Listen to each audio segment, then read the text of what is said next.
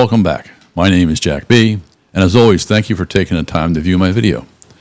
This episode started at a look at the bird flu.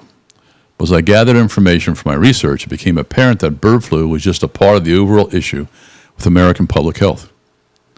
The other parts of the health issues are pollution in the air, soil, water, food, and then infectious diseases in general.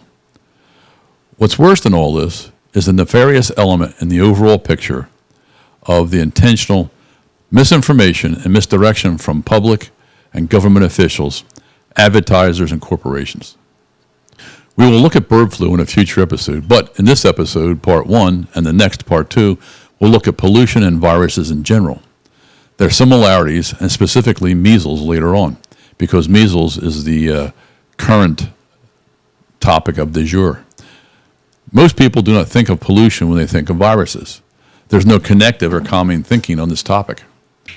Their commonality is their size, how they enter the human body, and how the human body reacts to their presence. Pollution and viruses generally enter the body either through inhalation or ingestion. They are extremely small. They are microscopic in the micro and nanometer range. Their size allows them easy access to enter the human body. They enter through the lining of the lungs to the bloodstream, or through the stomach to the intestines, ultimately to all organs including the brain. This chart characterizes the sizes of our DNA in white and viruses in yellow, such as COVID in blue, bird flu in olive green, and measles in red. Nano and microparticles such as nanotubes, plastics, toxic chemicals, and other man-made items fall into this size range. It's easy to see how pollutants can enter the body through inhalation. In addition, there are many varieties of pollution in the water, soil, and air, and it ultimately finds its way into the food chain where we ingest the toxic pollutants. The human body treats all foreign material as invaders. In a nutshell, pollution can kill humans over time by damaging or altering DNA, which causes suffering and cancer, or it can kill a human almost immediately from poison, causing organs to cease to function. Viruses can alter DNA, causing illness, or the body to overreact to the invaders and cause severe illness in reaction to the body's own defenses. Big money controls everything, such as the media, advertisers, and the governments who select the topics that can be used to divert the public's attention from the bigger picture and create another topic du jour. So here is one rabbit hole for distraction. Instead of researching and understanding the effects of climate change on a global level and the effects of those changes on all life on Earth, then mapping out a schedule and plan to adapt to it, they use a short-sighted solution such as electric cars as the cure-all. Why? Because EVs are new, shiny, and sparkly, and humans will run over to them and buy them thinking they're helping the environment, when in reality they're contributing more toxins to the environment than aren't already apparent. The corporations want more money.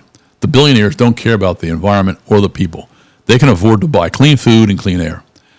As revealed in previous episodes, the EV's life cycle is more polluting and toxic than current vehicles. However, EVs do not burn gasoline. Almost all products made by man create toxic materials as byproducts in their life cycle. There are chemical pollutants, nanoparticles, nanotube, and nanoplastics everywhere in our environment, and we are inhaling and ingesting them all the time. I won't keep going on about this pollution at this time, but before I move on to viruses, I will leave you with something to think about. Nature Medicine reported on a small study of microplastics in cadavers. They tested 54 cadavers from 2016 and from 2024. The results are interesting. Although one cannot draw conclusions at this time, more testing must take place. Of note, they found significantly more, up to 50% more, microplastics in the livers and brains of the 2024 cadavers than in the livers and brains of the 2016 cadavers.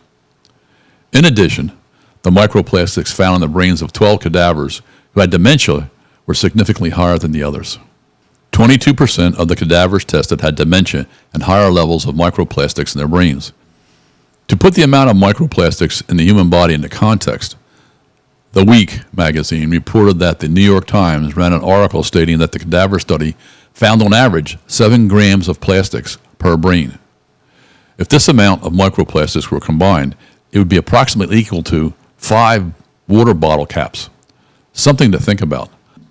By the way, if they're already studying microplastics in cadavers, why can't they expand the study to include all toxins and foreign material in cadavers? It would make sense. The results would certainly be valuable for human health. But the results might impact billionaires' profit margins and their pocketbooks. Also, rather than blindly and without reason condemn vaccinations and blame them for autism, they ought to focus on pollution in the environment. But again, that might lead to changes that would, in fact, impact the billionaires' pockets and their profit margins. Well, these are my thoughts for today. And again, as always, whether you agree or not, please verify the information presented. Thank you, and until next time, take care and be safe. Bye.